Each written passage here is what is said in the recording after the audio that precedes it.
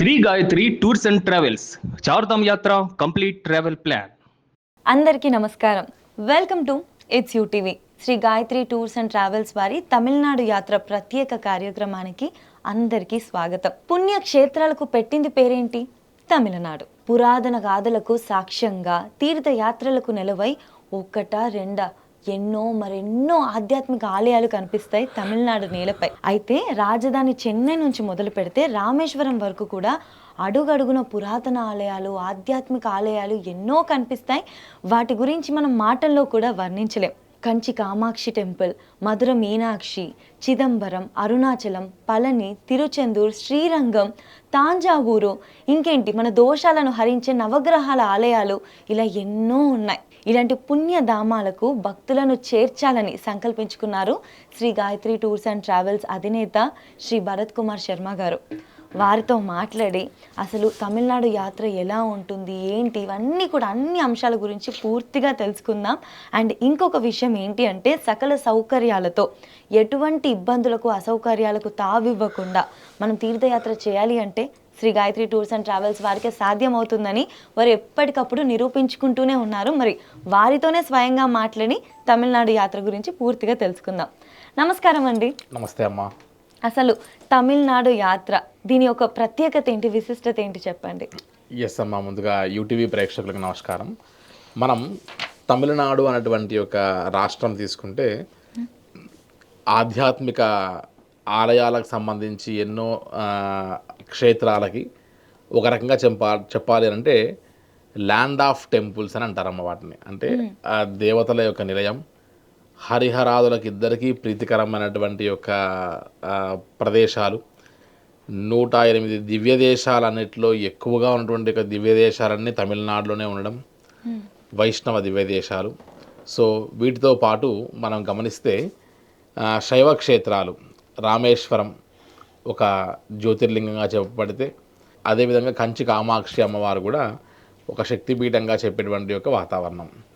అసలు తమిళనాడులో మనం గమనిస్తే ఒక 10 రోజుల యాత్ర అలా పెట్టుకోగలిగితే కేవలం ముఖ్యమైనటువంటి ఒక ప్రదేశాలు మాత్రమే కవర్ చేస్తూ, వాటిలో ఒకటిని మించి ఇంకొకటి ఏదానికి మీరు ఇది ప్రాముఖ్యత ఎక్కువ ఉంది అనుకునేసరికి నెక్స్ట్ చూడబోయేటువంటి ఒక ఆలయం ఇంకా ఎక్కువగా ప్రాముఖ్యతగా కనపడేటువంటి ఒక వాతావరణం కనపడుతూ వస్తుంది.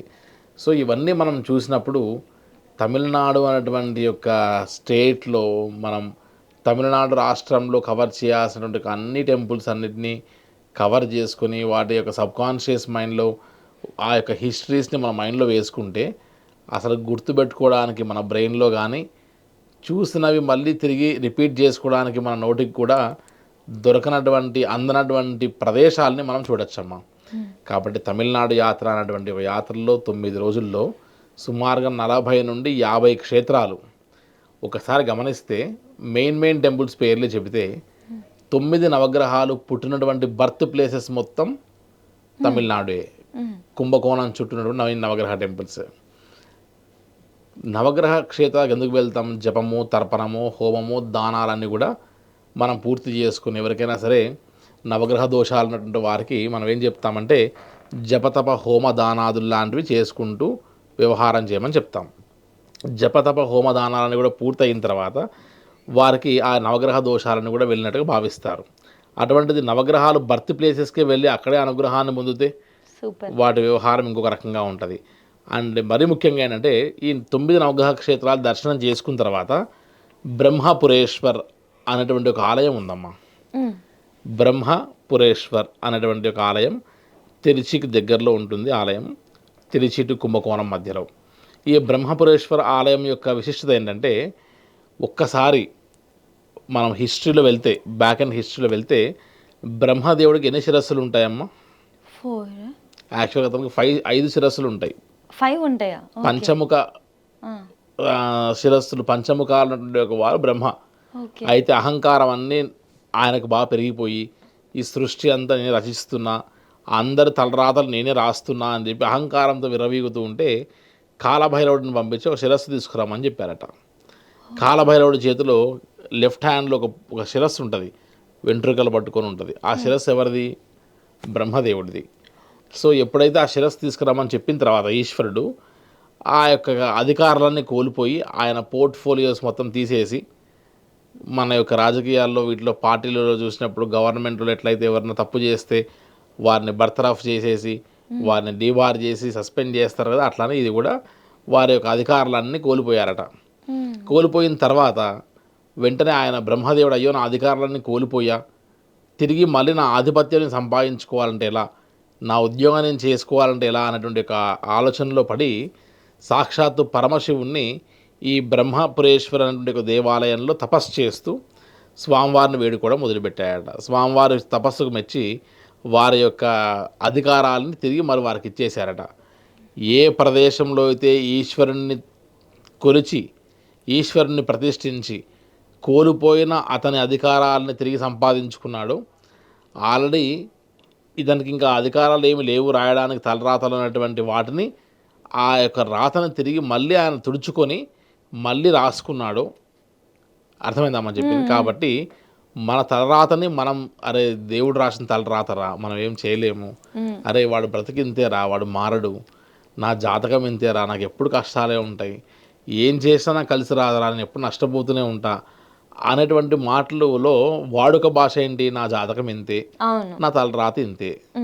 ఆ తలరాతని జాతకాన్ని మార్చేటువంటి యొక్క శక్తి ఈ బ్రహ్మపురేశ్వర ఆలయంలో ఉన్నటువంటి బ్రహ్మదేవుడి యొక్క ప్రతిష్ఠ జరిగినటువంటి ఆ ప్రదేశంలో ఒక బ్రహ్మదేవుడి యొక్క విగ్రహం ముందు ఉంచి, ఎక్కడ ప్రపంచ దేశాల్లో లేనటువంటి ఒక ప్రక్రియ కేవలం తమిళనాడులో ఈ బ్రహ్మపురేశ్వర ఆలయం దగ్గర మన యొక్క జాతక చక్రాలు మనం ముందుగానే వేయించుకొని, ఇప్పుడు మన ఆస్ట్రాలజీ దగ్గరికి వెళ్తే, మన ఇంటి పురోహితుల దగ్గరికి వెళ్తే ఎట్లయితే ఒక చక్రం వేసిస్తారో జాతక చక్రము, ఒక పుస్తకం రాసి ఉంటారు జన్మ కుండలి అని, మన పెద్దవాళ్ళు రాయించి ఒకటి పెట్టి ఉంటారు, మన బీరువాల్లో వాటిలో పడేసి ఉంటాయి అవన్నీ కూడా. వాటిని తీసి దులిపి కాస్త తీసుకొని వెళ్ళి అక్కడికి వెళ్ళి మనం కాస్త అక్కడ ఆ యొక్క బ్రహ్మదేవుడి దగ్గర పూజింపబడితే మన తలరాతలు మారతాయి, మన యొక్క జాతకాలు మారతాయి అని చెప్పేటువంటి ఆలయం. సో ఇంతటి డెప్త్ ఉన్నటువంటి యొక్క ఆలయాలు ఎన్నెన్ని చూడొచ్చు అన్నీ చూడొచ్చమ్మా తమిళనాడులో. మరీ ముఖ్యంగా ఈ మధ్య కాలంలో చాలామంది ఇవాళ రేపు అందరికీ వెంటాడుతూ అందరినీ పీడిస్తున్నటువంటి యొక్క ప్రధానమైనటువంటి నిత్య లైఫ్లో ఒక పార్ట్ అండ్ పార్సల్ అయినటువంటి ఒక డిసీజ్ ఏదైనా ఉంది అంటే షుగర్. అది మనతో సావాసం చేసి మనం లైఫ్లో 90% అందరూ దాంతో ట్రావెల్ చేస్తూనే ఉన్నారు. బీపీ షుగర్ నాకు 30 ఏళ్ళ నుంచి ఉందండి, నడిచిపోతూనే ఉంది, నాతో పాటు అది ట్రావెల్ చేస్తూనే ఉంది అనే వాళ్ళు ఉంటారు. బై బర్త్ షుగర్ ఉన్నటువంటి వాళ్ళు ఉంటారు, జెనెటిక్ సిచ్యువేషన్స్ బట్టి.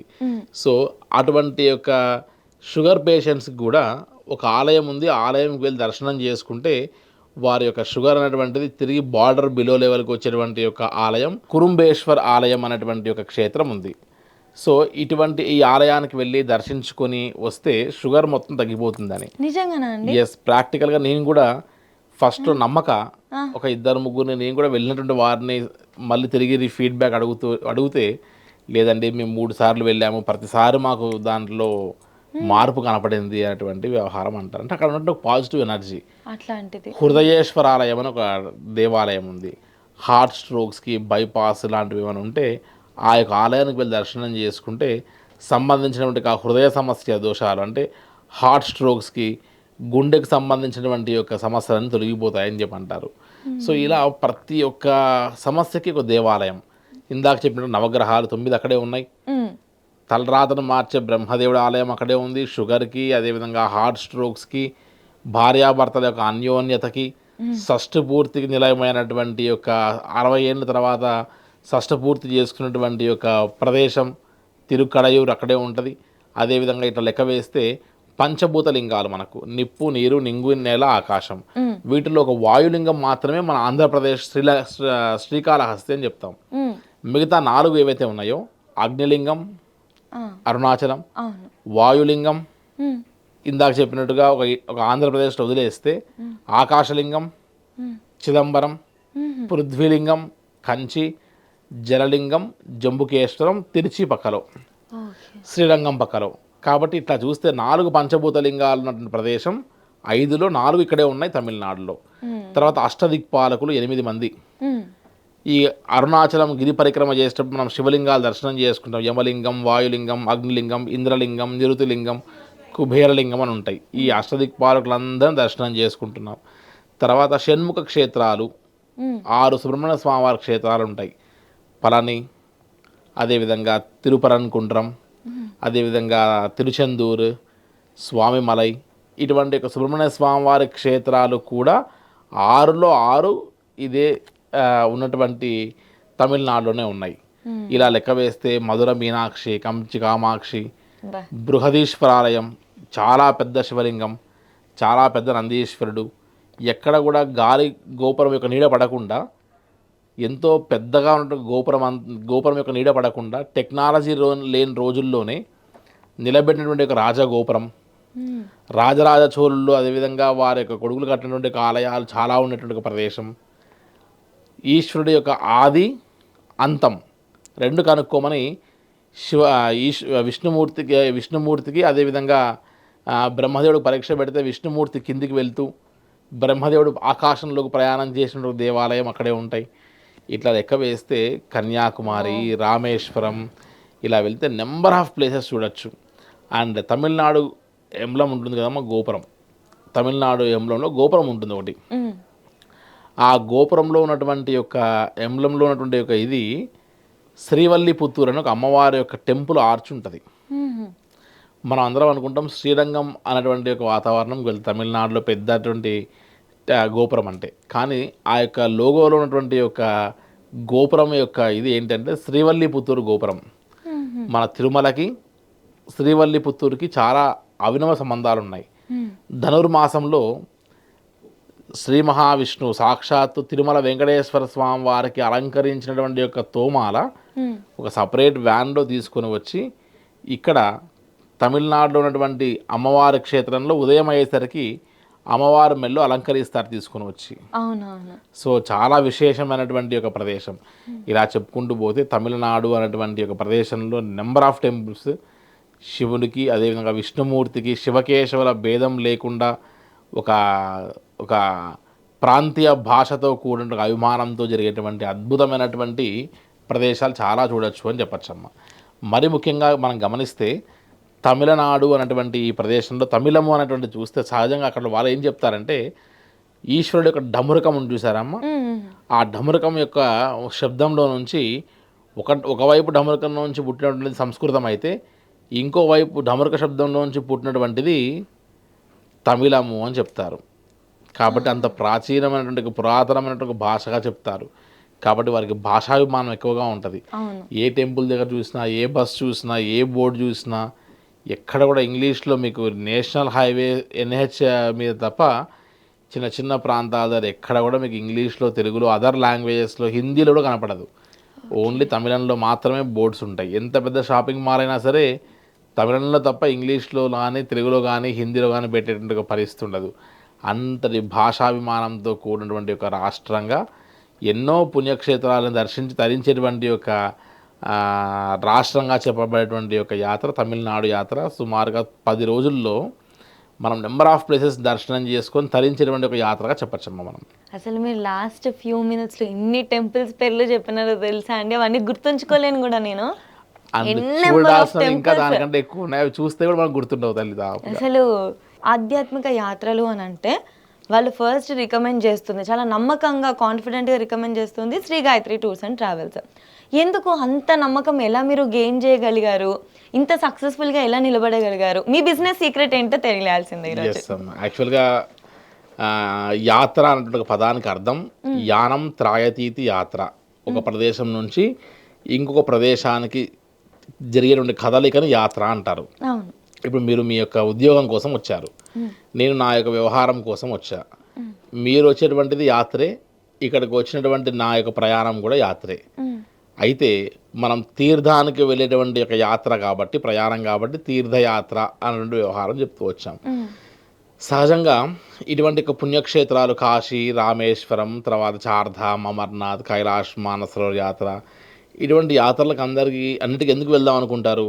లైఫ్ టైంలో ఈ జీవం ఉన్నంత వరకు ఈ శరీరంతో మనం దర్శించి తరిస్తే ఇది చాలరా బాబు, ఈ యొక్క జీవితంలో మన ఈ కంటితో ఎన్నో ప్రదేశాలు చూసి తరించామనేటువంటి యొక్క అనుభూతి కోసం యాత్రలు చేస్తారు. ఆ అనుభూతి కోసం యాత్రలు చేసేటప్పుడు కేవలం ఒక ప్రదేశంలో మనం బస ఆపి హోటల్లో మనం కూర్చొని ఇక్కడ నుంచి 2 కిలోమీటర్ల దూరంలో హోటల్ టెంపుల్ ఉంది, ఆ టెంపుల్ దర్శనం చేసుకుంటాను అని చెప్పి ఒక ఆటో ఎంగేజ్ చేసి పంపించేస్తే వారు వెళ్తారు, పెద్ద పెద్ద గోపురాలు గుళ్ళు స్వామివారి దండం పెట్టుకుంటారు, వచ్చేస్తారు. కానీ ఆ టెంపుల్ యొక్క రహస్యం, ఆ టెంపుల్ యొక్క హిస్టరీ, ఆ టెంపుల్ యొక్క ఫీడ్ని వారి సబ్కాన్షియస్ మైండ్లో వేస్తూ ఆ వేసేటువంటి ఒక ఇంప్రెషన్స్తో వారిని ట్రావెల్ చేయిస్తే ఎట్లా ఉంటుందో ఒక చిన్న ఉదాహరణ చెప్పుకుంటే అమ్మ, సపోజ్ ఇదే తమిళనాడు యాత్ర నడుస్తుంది. ఒక బస్ నిలబడి ఉంది ఒక పార్కింగ్ ప్లేస్లో, మన వాళ్ళకి సంబంధించిన బస్సు నిలబడి ఉంది. ఇది ఒక 10 years బ్యాక్ విషయం చెప్తున్నాం మనం. వాళ్ళందరూ బస్ దిగారు, చిదంబరం చిదంబరం చిదంబరం అని అందరు టెంపుల్లో వచ్చేసారు. క్యూ లైన్ నిలబడేటప్పుడు దర్శనం కోసం గాయత్రి టూర్స్ అండ్ ట్రావెల్స్లో ఉన్నటువంటి ఒక 15-20 మంది, వారు ఒక 10-15 మంది అలా క్యూ లైన్లో కలిసి సంభాషణ నడుస్తుంది. మనం ఏం చేసాము, ఆ టెంపుల్ దగ్గరకు వెళ్ళిన తర్వాత బస్సులో ఆ చిదంబరం యొక్క విషయం చెప్తూ ఆ యొక్క ఆర్చ్ దగ్గర మనం చూడమని చెప్పి వాళ్ళని గమనించమని చెప్తాం. స్వామివారు, ఈశ్వరుడు, అమ్మవారు ఇద్దరు బొమ్మలు చాలా విచిత్రంగా కనబడుతూ వస్తాయి ఆర్చ్లో. అదేంటి అంటే చిదంబర రహస్యము అంటారు. అంటే ఏంటి ఆ చిదంబర రహస్యము అన్నటువంటి దాని గురించి మనం అక్కడ వాళ్ళకి హిస్టరీ చెప్పాలి. సెంటర్ ఆఫ్ గ్రావిటీ ప్లేస్ అని మనం చూస్తే ఈ భూమికి మొత్తం సెంటర్ ఏంటి, చిదంబరం. అర్థమైందమ్మా? స్వామివారు అమ్మవారు ఇద్దరు నేను గొప్ప అంటే నేను గొప్ప అని ఇద్దరు గొప్పలు చెప్పుకుంటూ ఉంటే నారద మహాముని వచ్చి ఇద్దరికి పరీక్ష పెట్టి ఇద్దరు నాట్యం ఆచరించండి, ఎవరు ఓడిపోతే వారు తగ్గినట్టు, ఎవరు గెలిస్తే వారే అధికారము వారిదే ఆ పై చేయనట్టుగా అని వెంటనే చెప్పేసరికి ఈశ్వరుడికి నాట్యం ఆచరిస్తూ ఉండంగా ఆయనకి ఇంకా ఊపు వచ్చి ఆయనకి ఇంకా ఉత్సాహం వచ్చినట్టుగా వెంటనే ఆయన నాట్యం ఆచరిస్తూ ఉంటే అమ్మవారు స్వామివారి ఇద్దరు మొదలుపెట్టారట వారి యొక్క బరాబరాలు నిరూపించుకుందామని. ఇందులో స్వామివారి యొక్క కుడి చెవి యొక్క పోగు ఏదైతే మనం కర్ణికాని పోగు పెట్టుకుంటామో అది కింద పడిందట. మరి నాట్యం ఆపకుండా ఆ కింద పడినట్టు ఒక పోగుని లెఫ్ట్ లెగ్ బొటనైల్తో బ్యాలెన్స్ చేస్తూ కుడికాలు యొక్క ఈ 2 ఫింగర్స్తో ఆ యొక్క పోగు తీసుకొని కుడికాలు ఎత్తి చెవుకు పెట్టుకున్నాడట. అర్థమైందా అమ్మ? ఇది అమ్మవారు చేయలేదు కాబట్టి ఆ రకంగా నువ్వు ఈ రకంగా చేసి నువ్వు గెలిచావు అని అమ్మవారు అక్కడి నుంచి అలిగిపోయి అక్కడ నుండి తీర్ కాళి అనేటువంటి యొక్క అమ్మవారిగా తిల్లై కాళి అని రౌద్ర స్వరూపంగా అమ్మవారిని ఎప్పుడు కుంకుమతో అలంకరించి ఉంటారు. అమ్మ ఎర్రగా రెడ్ కలర్లో కోపంతో ఉంటుంది అనమాట అమ్మవారు. అక్కడ నుంచి అలిగిపోయి ఉన్నటువంటి ప్రదేశం. సో తిల్లై కాళి అమ్మన్ టెంపుల్ అని చెప్పి పిలుస్తారు. సో ఇక్కడ గమనిస్తే మనం ఈ యొక్క హిస్టరీ ఆ యొక్క ఆర్చ్లో కనబడుతుంది. స్వామివారు కాలు పైకి ఎత్తి పెట్టుకున్నట్టుగా, అమ్మవారు అడిగిపోయి దూరంగా కోపంగా ఉన్నట్టుగా, రౌద్ర స్వరూపంగా ఉన్నట్టుగా ఇది మనకు కనిపిస్తుంది. సో ఈ సెంటర్ ఆఫ్ గ్రావిటీ అనే విషయము, ఆ యొక్క స్వామివారి యొక్క ఆలయంకి సంబంధించి చిదంబర రహస్యము అంటారు. నైట్ 10ంటికి హారతి ఇస్తారు అక్కడ. ఆ 10 o'clock హారతిలో స్వామివారి యొక్క శివలింగాన్ని పైన తొడుగంతా కూడా తీసి హారతిస్తే మాత్రమే శివలింగం కనబడుతుంది. ఆ సమయంలో బంగారు బిలువాలు పడతాయి అన్నమాట స్వామివారి మీద, అది మనం దర్శించుకోవచ్చు. ఇది చిదంబర రహస్యం. ఇది ఎంతమందికి తెలుస్తుంది? అందరూ చిదంబరం వెళ్ళినామంటారు, కానీ చిదంబరం వెళ్ళిన తర్వాత ఇది చూసినటువంటి యొక్క సబ్జెక్ట్ నాలెడ్జ్ ఎక్కడ ఉంటుంది? సో ఇటువంటి ఆధ్యాత్మిక కంటెంట్ని వాళ్ళ బ్రెయిన్లో వేస్తూ మనం చేయించేటువంటిదే తీర్థయాత్ర. వాటిని యాత్ర అంటారంతే.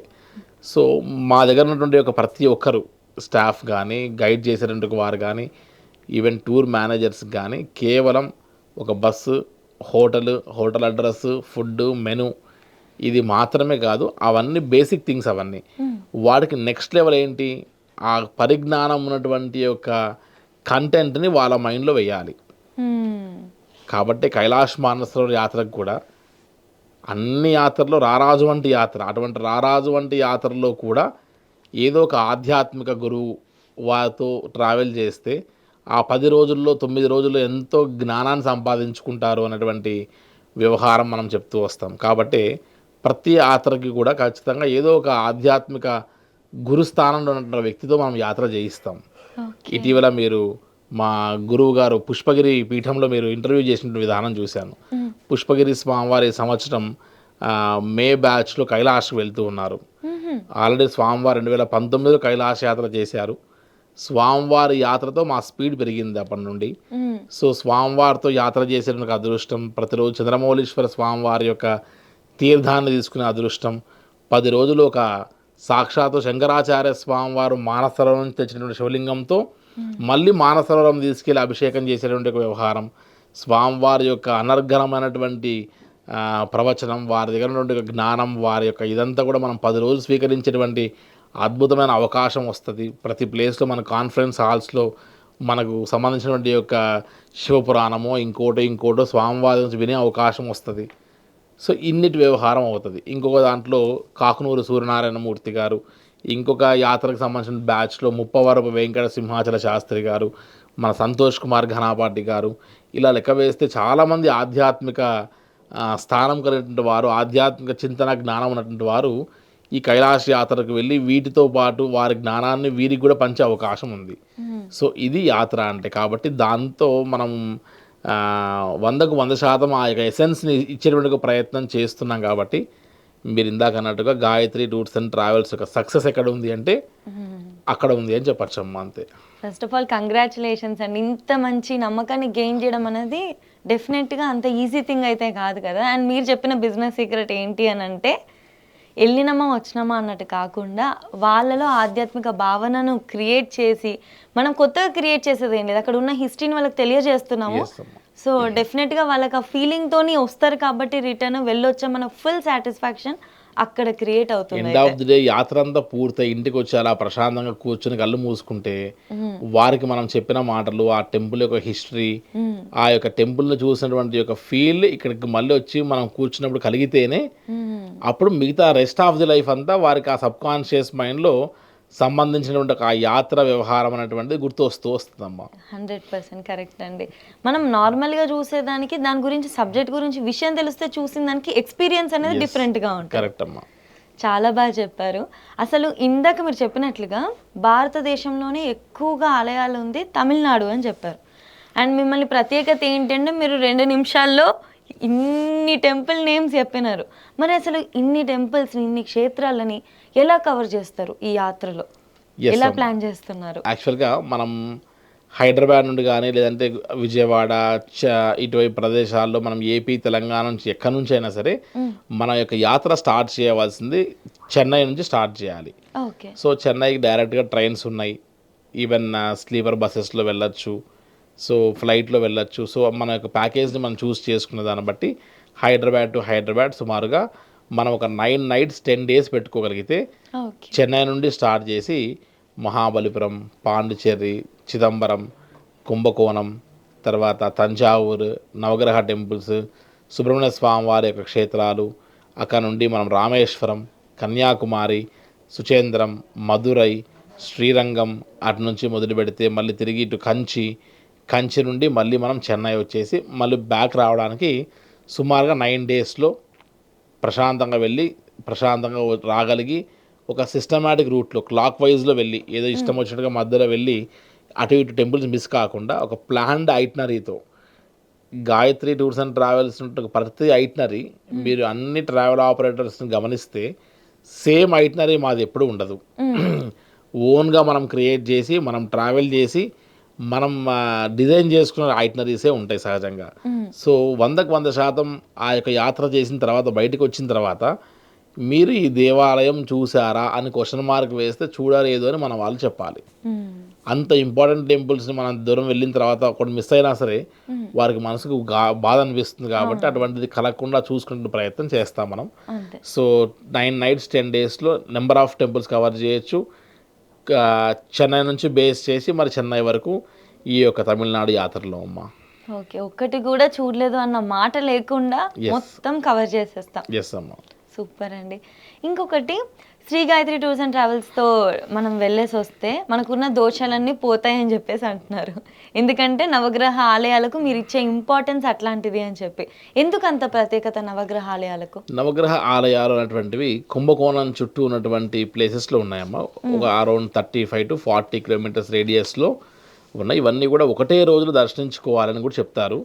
కానీ మనకు దేవాలయాలన్నీ కూడా మార్నింగ్ 6 o'clock ఓపెన్ అయ్యి మధ్యాహ్నం 12కి క్లోజ్ అవుతాయి, ఈవినింగ్ మళ్ళీ 4కి ఓపెన్ అయ్యి 8 o'clock క్లోజ్ అవుతాయి. అన్ని టెంపుల్స్ కూడా తమిళనాడులో ఎక్సెప్ట్ ఒక తంజావూరు బృహదీశ్వర ఆలయం తప్ప అన్ని దేవాలయాలు morning 6 to 12 and evening 4 to 8 ఈ మధ్య టైంలోనే మనం టైం కవర్ చేస్తూ అటు రెస్ట్ ఇటు భోజనాలు అన్ని తీసేసి కూడా మనం ఆ టైంలో కవర్ చేయాలి. అవును. సో ఇవన్నీ నవగ్రహ టెంపుల్స్లో మెయిన్ కవర్ చేసుకుంటూ 4 or 5 కవర్ చేసుకుంటూ వెళ్ళిపోతే అయ్యో ఇంకొకసారి నేను సూర్యుడు చూడలేదు, నా జాతకానికి సూర్యుడు అధిపతి, నేను చంద్రుడి దర్శనం చేసుకోలేదు, నా జాతకానికి అధిపతి చంద్రుడు, నేను శని టెంపుల్ చూడలేదు, నాకు ఏలినాటి శనుడు వస్తుంది అనేటువంటి సైకలాజికల్ థింగ్స్ లేకుండా 9కి 9 కవర్ చేసి 9 నవగ్రహ క్షేత్రాలు కవర్ చేసేటువంటి యొక్క ఆలోచన చేస్తాం.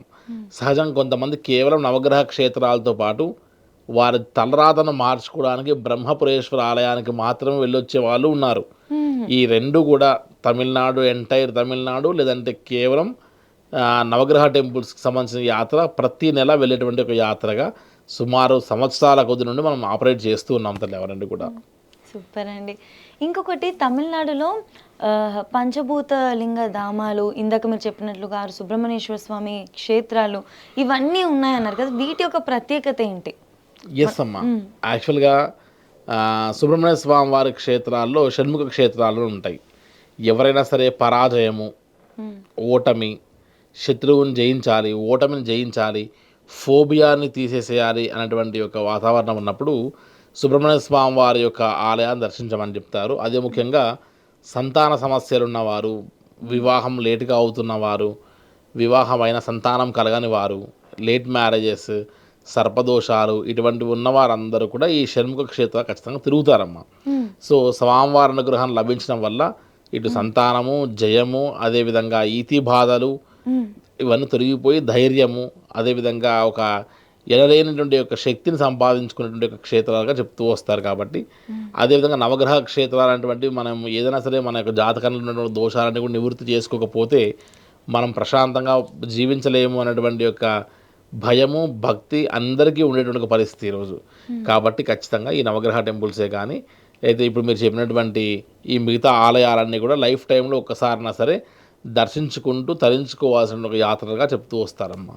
ఇంకొకటి అండి, తమిళనాడులో మనకి మహాబలిపురం, తాంజావూర్, ఇంకా శ్రీరంగం వీటిలో చూసుకుంటే శిల్పకళ, ఆ వైభవం, ఆ ఆర్కిటెక్చర్ ఏదైతే ఉంటుందో అది ఖచ్చితంగా చూడాలి అని అనుకుంటారు కదా, ఇవి కూడా మనకి యాత్రలో కవర్ అవుతున్నాయా?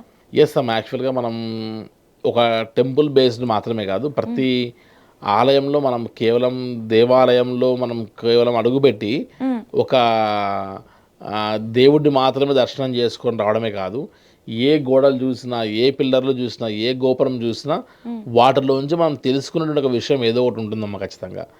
అసలు మరీ చెప్పాలంటే ఈ నవగ్రహ టెంపుల్స్ వీటితో పాటు మీరు ఎట్లాగో శిల్పకళ గురించి ఎత్తారు కాబట్టి సప్త స్వరాలు సా, రి, గ, మ, ప, ద, ని, స ఈ సప్త స్వరాలన్నీ ఈ యొక్క సుచేంద్రం అనేటువంటి ఒక ప్లేస్ మనం టువర్డ్స్ కన్యాకుమారి నుంచి వచ్చేటప్పుడు ఒక 25 to 30 minutes డ్రైవ్లో సుచేంద్రం అనేటువంటి ఒక దేవాలయంలో ఈ సప్త స్వరాలు వెలువడేటువంటి ఒక పిల్లర్ ఉందమ్మా టెంపుల్లో. మనం ఒక టెంపుల్ టచ్ చేస్తే సా, రి, గ, మ, ప, ద, ని, స అనేటువంటి ఒక వీటిని మనం వినొచ్చు మనం ట్యాప్ చేసి. ఓన్లీ పిల్లర్ని రాతి పిల్లర్ని అది కూడా. సో అది ఎంత మిరాకిల్ చూడండి. రాతి పిల్లర్ని కొడితే మనకి సౌండ్స్ వినబడతాయి సరిగమపదని.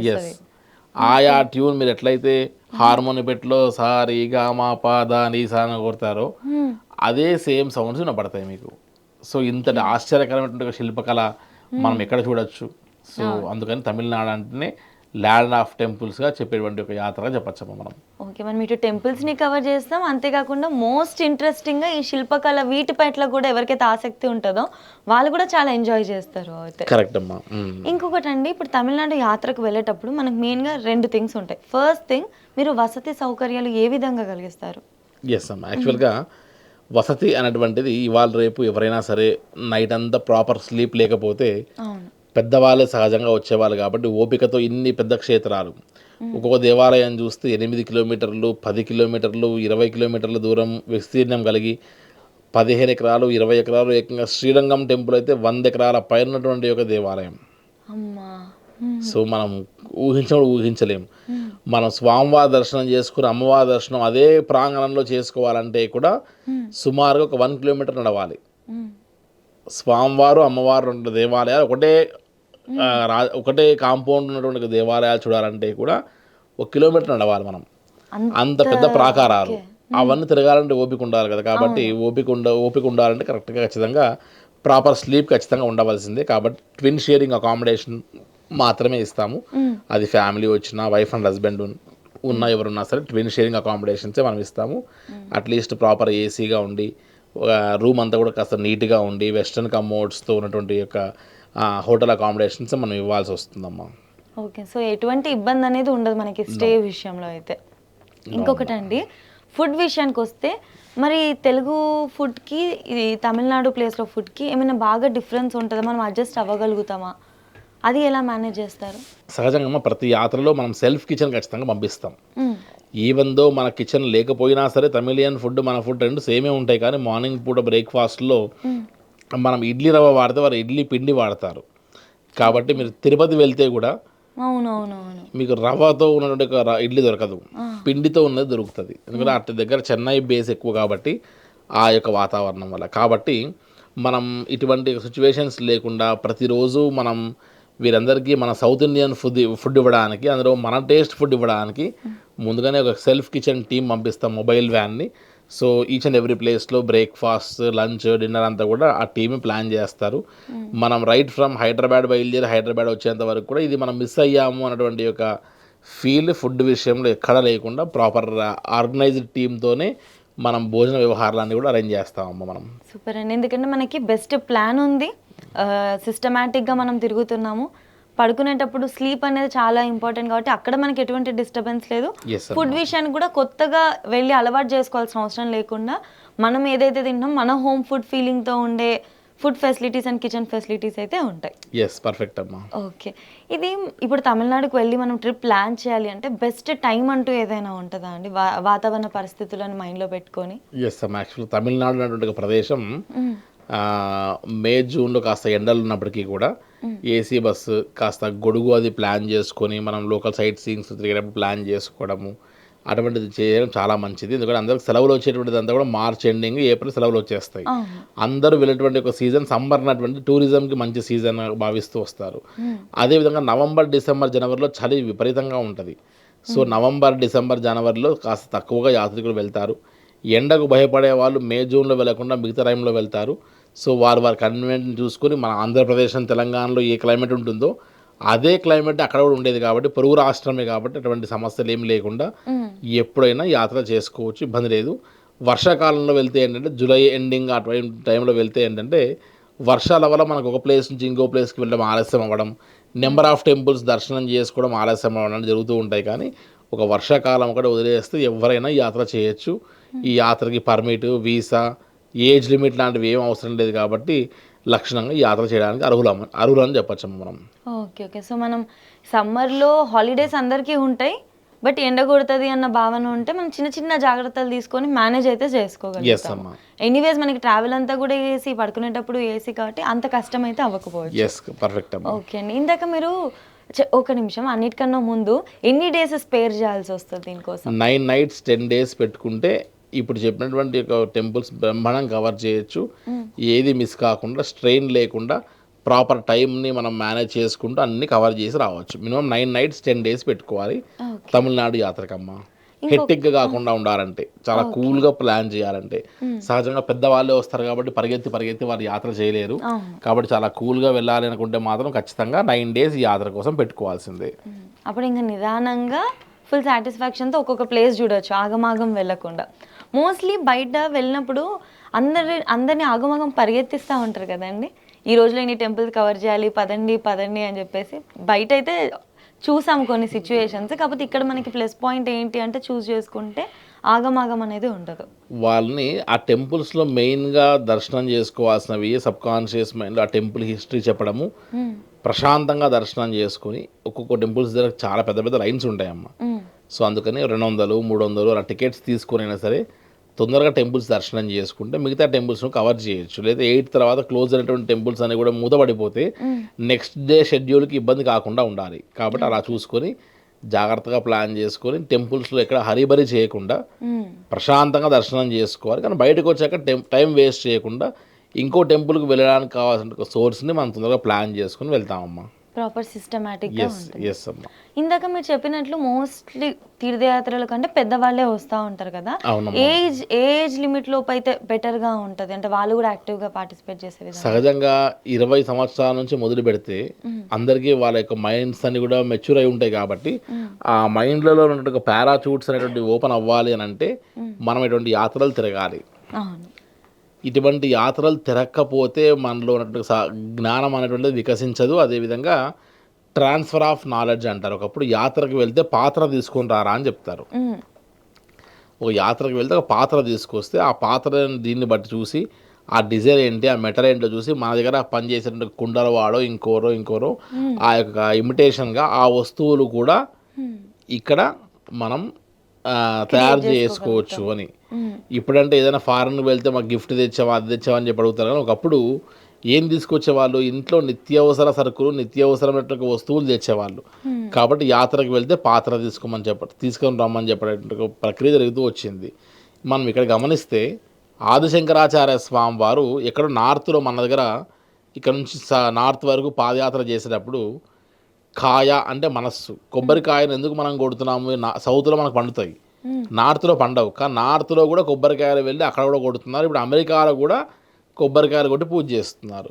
మరి ఆ కాయ అంటే మనస్సు, మనలో ఉన్నటువంటి కుళ్ళు కుట్ర మలినాలన్నీ కూడా కొబ్బరి నీరులాగా ధారగా వదిలేసి స్వచ్ఛమైనటువంటి తెలుపు రంగుతో ఉన్న కొబ్బరికాయ లాంటి నా మనసు మీకు అర్పిస్తున్న స్వామి అని చెప్పేదే కొబ్బరికాయ కొట్టమని స్వామివారు చెప్పకపోయి ఉండింటే ఆ శంకరాచార్య స్వామివారు ఈ భారతదేశం అంతా 4 సార్లు యాత్ర చేయకపోయి ఉండింటే ఇవాళ ఈ జ్ఞానం ఎక్కడిది లేదు. కాబట్టి తిరగడం అనేటువంటిది కేవలం దైవచింతన కోసమో భక్తి కోసమో చేసిన పాపాలని కడుక్కోవడం కోసమో పుణ్యం కోసమో కాదు.